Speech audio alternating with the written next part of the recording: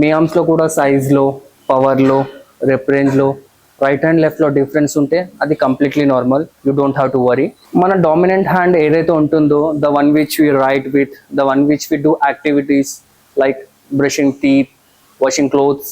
So since childhood ఆ hand అనేది dominant అయిపోతుంది. అది కొందరిది రైట్ కావచ్చు, అది కొందరిది లెఫ్ట్ కావచ్చు. ఆ హ్యాండ్ న్యాచురలీ పవర్ఫుల్ ఉంటుంది బికాస్ మైండ్ మజిల్ కనెక్షన్ అనేది ఆ హ్యాండ్కి చాలా బాగుంటుంది. అందుకే 4-5 reps పెట్టగానే లెఫ్ట్ హ్యాండ్ అనేది ఇలా అయిపోతుంది.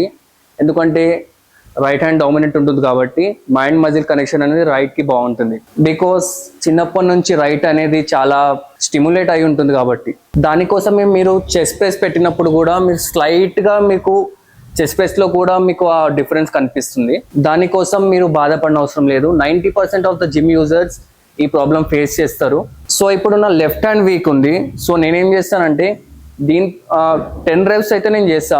సో లాస్ట్ 5 reps ఎక్స్ట్రా నేను లెఫ్ట్ తోని పర్ఫామ్ చేస్తా. సో అప్పుడు బ్యాలెన్స్ అయిపోతుంది. స్లోలీ సైజ్లో ఇంకా పవర్లో కూడా డిఫరెన్స్ తక్కువ అయిపోతుంది. సిమిలర్లీ మీరు చెస్ట్ పుష్ చేసినా, షోల్డర్ పుష్ చేసినా సేమ్ ఇదే చేయండి. ఒక 5 reps ఎక్స్ట్రా. సో ఇది మీ ప్రాబ్లమ్ని బ్యాలెన్స్ చేసేస్తుంది.